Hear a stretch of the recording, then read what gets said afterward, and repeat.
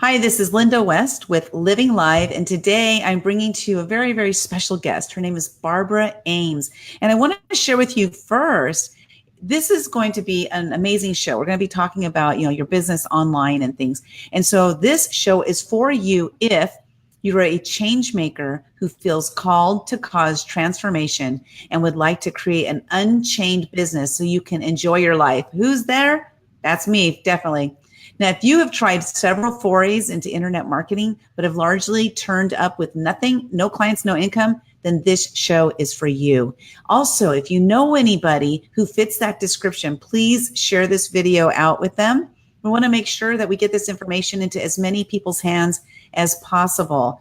And then if you saw the link, there was a link that I posted showing that you can join us live on the show to ask questions. Go ahead and click on that link if you're interested in that. So we're going to get right into it. Barbara, thank you so much for being on the show. I'm really glad to have you here today. Thank you, Linda. Thanks for having me. Now, why don't you share with our audience who you are and what you do and why we should even listen to you? I mean, come on. Why? Who the heck am I? I know, right?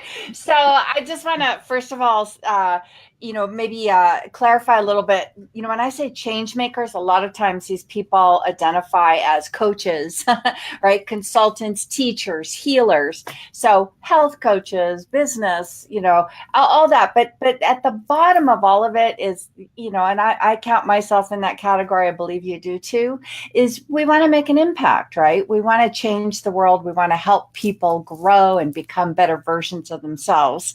And the trick is to get noticed online, right? So, and that's who I am. That's where I came from because that was my dilemma as well. Now, I've been an entrepreneur. I'm going to show my age here a little bit, Linda. I've almost 30 years. Okay. So I've run a multitude of different businesses, 6 and 7 figure businesses, all with quite success. And I was actually about 5 years ago through a series of events. It was actually as a result of the economic crisis, and I found myself about to lose everything. And I had also at that point decided that, I'm tired of working so hard.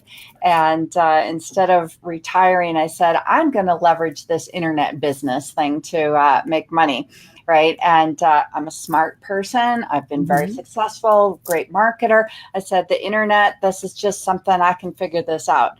Well, like 2.5 years later, I was still, I'm like, hang on now, what's the deal with this? Why aren't I, making money while I'm on the beach sipping pina coladas while people are buying my stuff? So it's really been a journey for me to understand what it really takes to attract clients online. Now, it's not difficult. I kind of went through all the rough stuff for all our listeners here, and I'm here to share with you guys the shortcuts to what it takes because it's not really what most people think.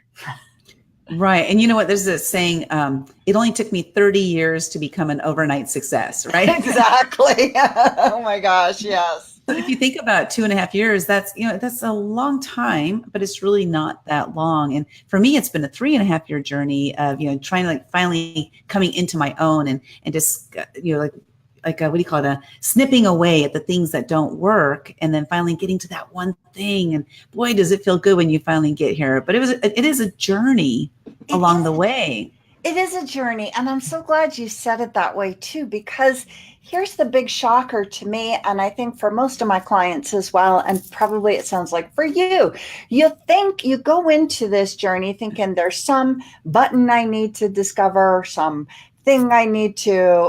phrase I need to say, some sales funnel I need to create, and that's just going to unlock the door to all the riches.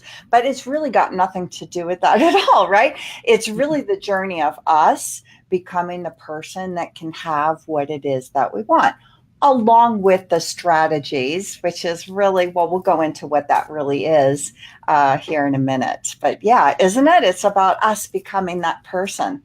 Yeah. And it's interesting you say that too, because when I first started my journey, so I was in corporate for 35 years and I got all the way to working for a judge in the Ninth Circuit Court of Appeals, I was a legal secretary. So for my position, that was the ultimate. Yeah. Without moving to Washington, D.C., That was the ultimate. And so here I was, like at the top, at the very, very top of the line, that I made those movements to get there. Right. When I got there, I was like, this is really not what I thought it was going to be. This is not fulfilling at all.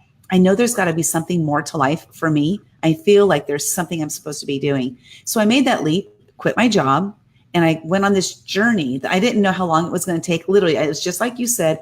I literally thought it was going to be, I'm going to show myself online, and all of a sudden I'm going to be sipping pina coladas on the beach with my laptop. I literally thought that's what it was going to be. And it wasn't that at all. Not at all. So I think the most important part, like what you shared there, I believe for me at least, the most important part of this journey has been discovering who is Linda, what are Linda's strengths, what does Linda like to do, and then make sure Linda does that as often as possible. Yeah, that's a big part of it. And I'm going to show the other part of it. Yes. Is who are the people that needs Linda's help? What are their pains? What are their problems? And really diving into that. So it really, at the core of it, business really is relationship building. And it's so funny because I've noticed, like, if you suck at intimate relationships, you're going to suck at business. And the two are really tied together. And at the core, it's just relationship on steroids, right? Yeah, I love that. Yeah, because this relationship is a relationship where there's an interchange of cash in exchange for services or products, whereas a personal relationship is an exchange in a different way. There's just a different kind of exchange. But it's still an exchange. And in any relationship, like you said, at the core of it is who is Linda? What are Linda's gifts? And isn't that the same in a personal relationship? Who am I? What do I want? What do I need in this relationship? Well, if you only do that side of it, you're going to have a pretty tough time in a relationship, because at some point you have to say, who's my partner? What does he or she need? What is his or her strengths? How can we work together? Right. So it's that coming together of you and me. I love you saying that. Yeah, that's so awesome, because I used to be a people pleaser big time. And so not only in my personal life, but when I became a business owner, it was about being a people pleaser, being the yes person, whether it was toxic to me or not, because I had been a people pleaser. So as I started to discover who I am, what I want, and what I like, and what I love, and all this stuff, I started saying yes to me instead of yes to everybody else. And that's not that I don't say yes to others, but I don't do it out of people pleasing. I do it because it's something I truly want to do. And it's something that works for me, and it's in alignment with who Linda is. Like, and I'm using myself in the third person, which is really weird because I don't normally talk about myself that way. Why not?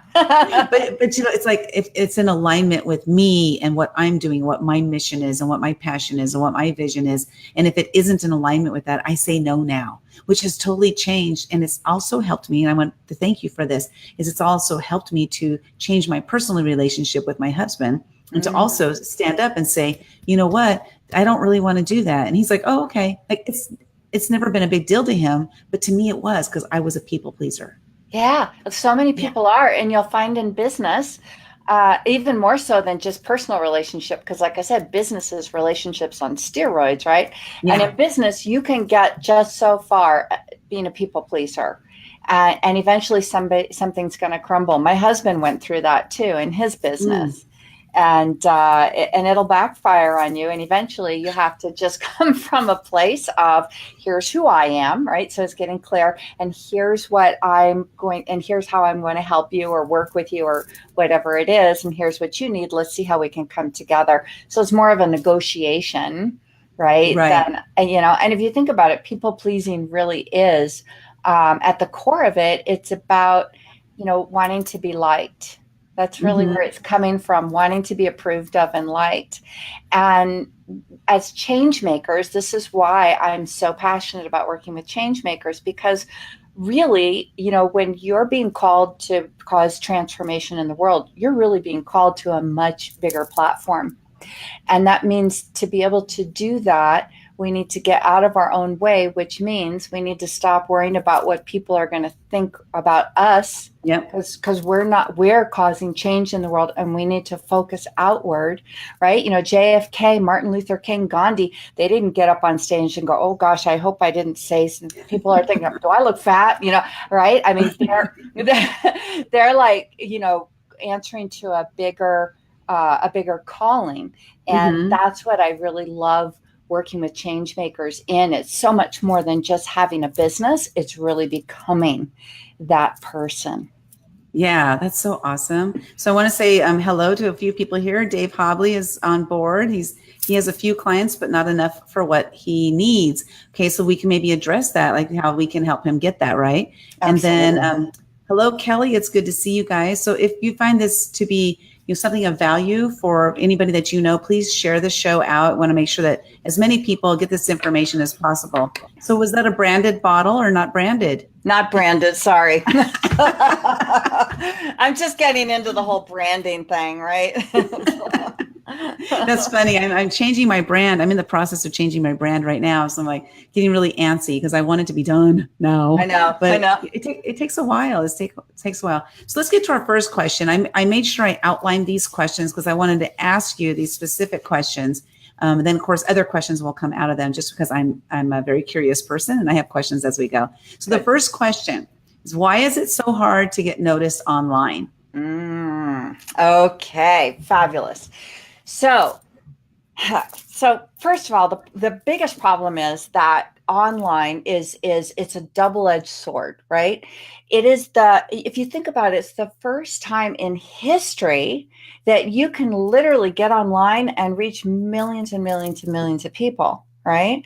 So even go back 50 years ago, that wasn't even possible, right? You can post a picture of a cute llama or something, and the next thing you know, like 5 million people are seeing it, right? So that's the one side of the sword. The other side is that there is so much out there. How do you become the one that people want to listen to, right? So again, going back to, this is about the relationship. So what most people do when they're trying to get noticed is they talk about themselves, me. I'm a coach. I do Reiki. I can help with this. I love that. I call it the I, me, my thing, right? And that's that. There's a time to talk about you and me, right? The about page on your website, right? And there's a time to focus on them, on the other person.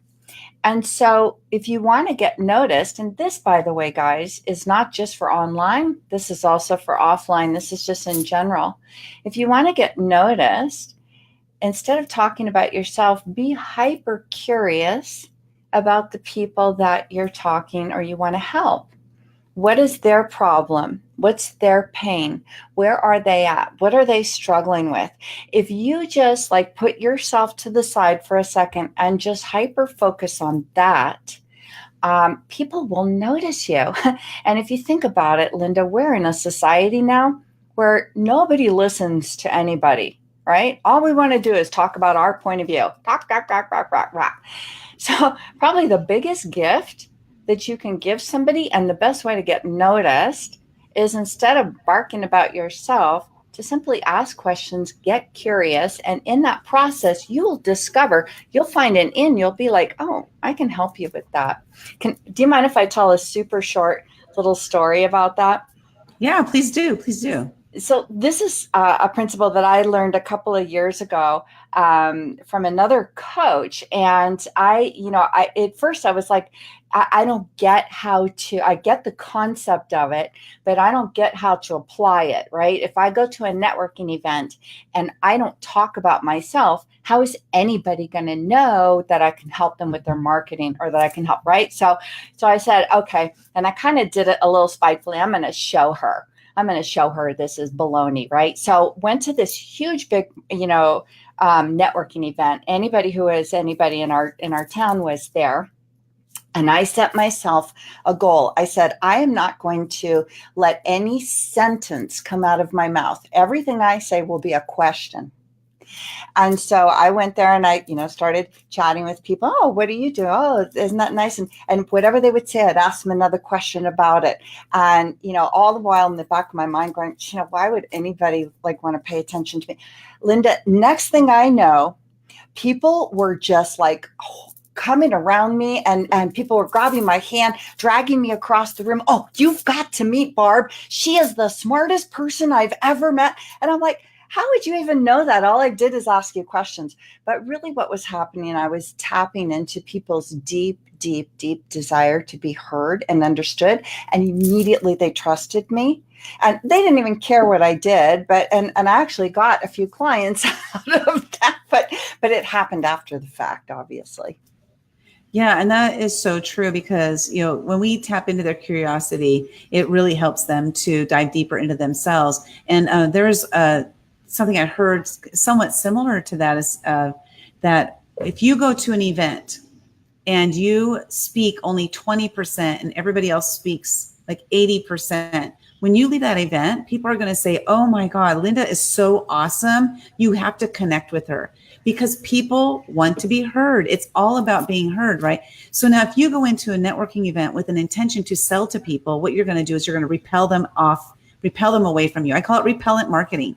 You walk in there and you like hand your cards out to everybody. I had that happen to me in several networking events, and I literally just lay the card down and I walk away. When I'm done, I am not interested in connecting with someone. I don't even take their card so I can reach out to them because I'm not interested in that kind of person being in my sphere.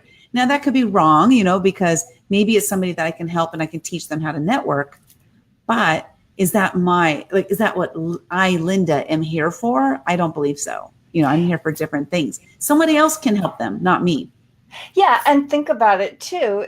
I love that repellent marketing, right? Because it is, it's like, even if that person was like the one person on this whole planet that could help you, they've really started that relationship off on a bad foot, right? It's like meeting a guy or a girl and they're just like chasing you, that might be the love of your life. But when they're coming on that way, you're just like, dude, get away. So, right. So it's a good thing. Now, what does this have to do with online? Because we've been talking about networking, right?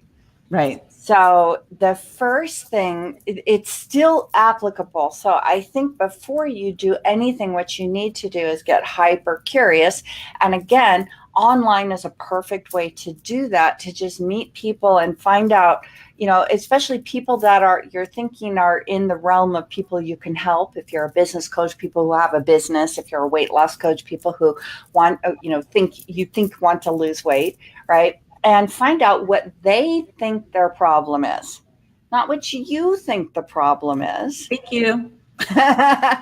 But what they think the problem is. Now, that's the hardest part I've seen for people to really get, because I almost see it as what we need to do is meet people where they're at, to bring them where they need to be. So here's what you think the problem is. Here's what the real problem is. Once they understand what the real problem is, now we can get them on a journey to get them to their desired outcome. But if we are just talking about what the real problem is, nobody's going to hear them. So I'll give you an example. I have a client who's a weight loss coach, and she's very up on detoxification. She thinks that getting the poisons out of your body is a major first step in losing weight. So when she goes around barking about detox, nobody hears her. They're not there yet, right? What she wants to do is talk about the pain of having 3 different sizes of clothes in your closet, the pain of, having to starve yourself and still not get results, the pain of, all this stuff. And that's when people will hear her. So we meet them where they're at, and then we can bring them to where they need to be. And that's what's going to get them ready to invest in a solution. So for the internet, you can start. It's a great place to meet people, but you want to meet them with that in mind, to find out what they think the problem is. Then you can start talking about the problem. That's where people will hear you. Yeah, and it's interesting because how often have you heard somebody say, "Oh my God, Joan, she really needs to do this. John really needs to do this." But you know what? If Joan or John don't know or don't feel like they really need to do that, no matter what product or service you're selling, they're not going to hear you. So, for example, I post a lot of questions on Facebook. Like I'm known for asking a lot of odd questions or good questions. So I'm known for asking a lot of questions. And there was a question I put out there. Next thing I know, I have a whole bunch of health coaches coming after me saying, I can help you. But I wasn't asking for help. Uh, So that's like one of the worst things. Like if somebody's not asking for help, that means that when you tell them I can help you, they're like, but I don't need help. What are you talking about? Because I wasn't ready. So yeah. if I'm not ready, how can they then? So it's asking those questions, right? So instead of saying I'm your help, I'm your knight in shining armor, ask them the questions that might lead them to realizing they need help. And so the questions aren't, it's like, are you feeling tired? Maybe instead, like, do you feel like you've been tired lately, or something that's not really related to that one thing, so they can get down that path. Maybe I don't know. I'm kind of asking you a question there. You're asking me a question. No, I'm just kidding. Yeah. Oh, right. I'm being interviewed. Okay. Yeah, exactly. You just want to find out where the person is at before we go in for the kill, so to speak, right? Right? Ask them questions. Otherwise, you might be doing this, right? Oh, here's what I can help you with. And they're going, but I'm not struggling with that, even if they are, but they don't know Yeah. it yet. We got to meet them here. So the other thing about getting noticed online, I think that most people trying to get clients online miss. It's the most important thing. Once you have a sense for the problem, and now you can start talking about the problem that they think they're having and the pain, describing the pain. Um, the very first thing, once you get close enough to understanding that, now you can start rallying people around that problem. So, the most important thing that most people miss about getting noticed online is that you got to start by building an audience for what you have, or an audience of people who are suffering with this problem that you've identified they are having, right? Okay. So what would be an example of, let's use again, because you were mentioning health coach, right? So what Mhm. would be an example of how that person can build that audience? Yeah. So, how to build that audience? So, that's where the first step, which I said, getting really intimate with who they are and how they are experiencing the problem. So, weight loss is a great example because you're going, well, the problem is they're fat, right? Or they want to lose weight, right? But there's all kinds of people, and everybody who wants to lose weight all thinks that they're having trouble for a different reason. Some people feel like they're weight loss resistance because they're postmenopausal. Some people think, well, I can't lose weight because I have no willpower. Some people think I can't lose weight because I don't want to give up the foods that I love. Do you get it? So that's the problem so the problem isn't that they want to lose weight. The problem is why they think they can't lose weight. So Mm. do you get it? Yep, yep. So what you want to do first is hone in on one of those problems, become the expert on people that want to lose weight but think they can't because their hormones have changed after menopause, or whatever, or want to lose weight but they can't because they don't want to give up the foods that they love. One of those. And now you want to just start talking about that and building an audience for people who feel like that is their problem. So, again, this is a relationship, right? So, first thing we want to do is go out there and strut our stuff or attract people, right? Hmm. And attract them in a way that demonstrates we understand where they are, and then we want to build a relationship with them. So that's where most people, that's the step that most people miss, is that building that audience first. And Linda, of course, online, in case some of the viewers don't realize I'm talking about this, what that means is an email list, generally Hmm. speaking. And so why is that? So first of all, an email list is like, for somebody to get onto your email list means that they have to jump through a hoop. You have to like you enough to give you their email address. Okay. So Facebook, social media is more like, think of social media as like a billboard, right? That you see when you're driving into town. It's not, it's a play, people aren't there to, necessarily find solutions to their problem. They're looky-loos. They're checking stuff out. They go, oh, isn't that cute? And looking at cat videos and things, right? But for you to get somebody's email address and name, you have to exchange something that they want. So that's where the whole freebie thing comes in, right? So some people have already demonstrated that they see you or something that you're offering as a solution, which means you've already gone down that path of demonstrating you understand what their problem is. And I can support that with numbers, Linda. The conversion rate for anything, whether it's in exchange for money or just to opt in for a free gift, the conversion rate on social media is less than 0.5%. The conversion, Oh, wow.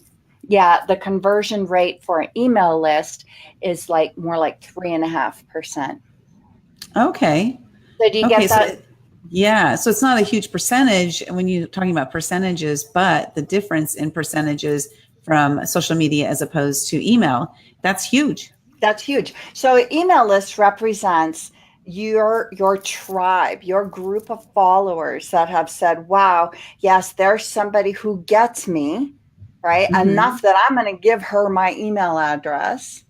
And now, once you have them in your fold, so to speak, now you can go about the business of building a relationship with them, which I'm sure most people on this session have heard the know, like, and trust factor, right? So that's, again, building that relationship long enough to ask them on their first date with you, right?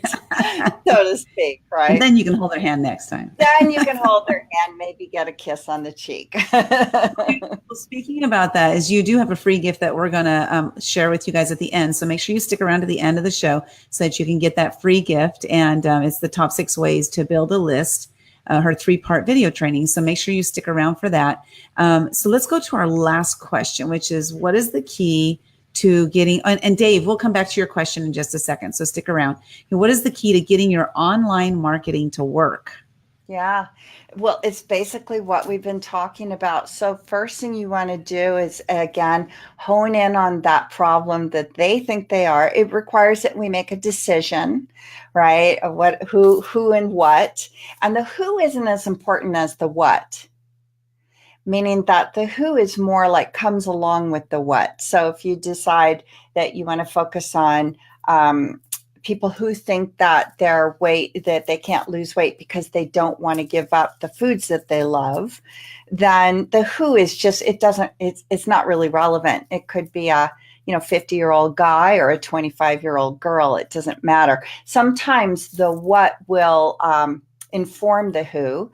For example, if it's people who want to lose weight but feel like they can't because they're postmenopausal, well, that's obviously women who are probably 40, 50 plus, right?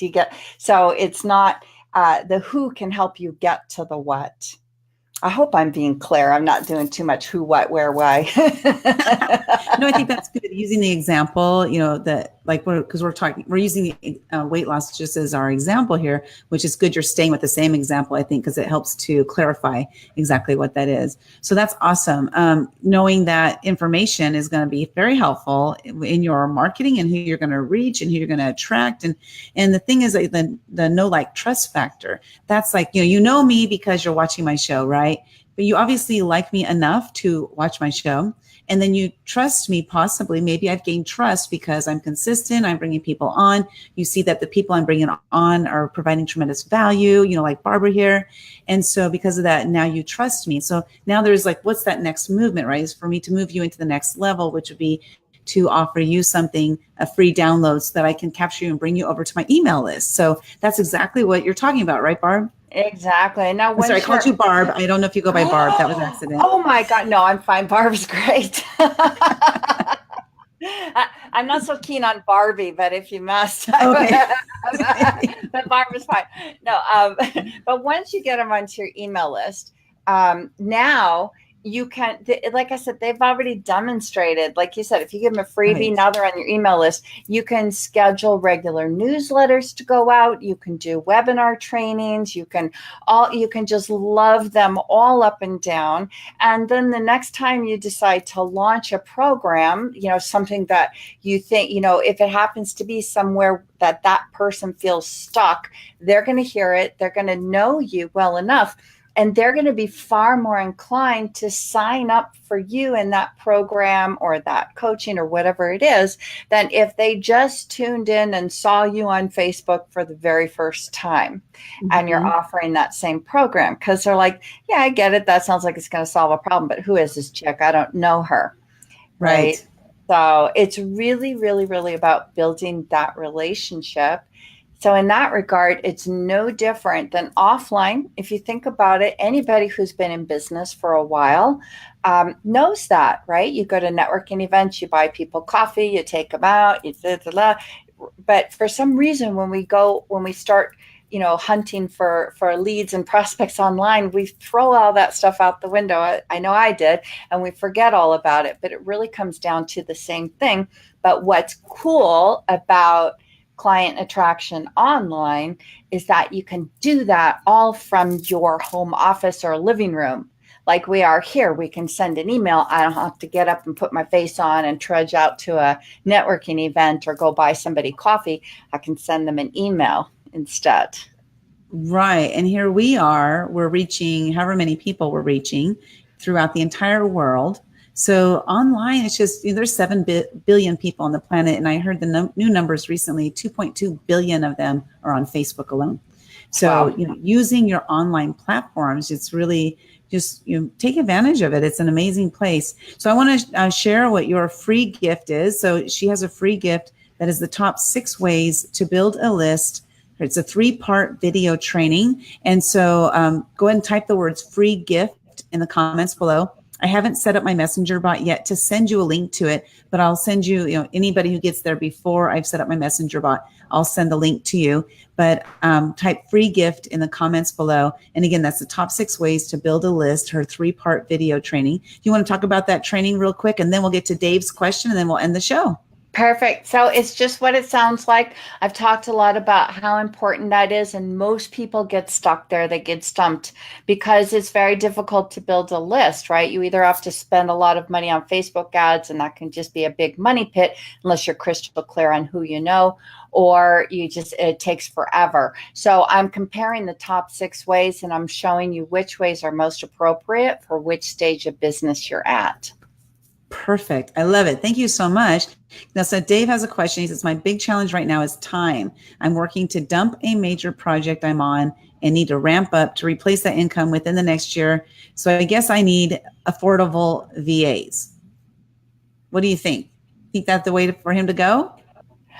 To dump a project, I suppose. Gosh, I got so many questions about that, Yeah. Dave. It's I Well, don't let's know do that. this. Let's have you two connect. Is that okay with you, Barbara? Sure, of course. Yeah, Dave, go ahead and connect with Barbara because she has some questions for you. Maybe you can, just hop on a quick call. Maybe there's something she can help you with and figure this out. You never Yeah. know.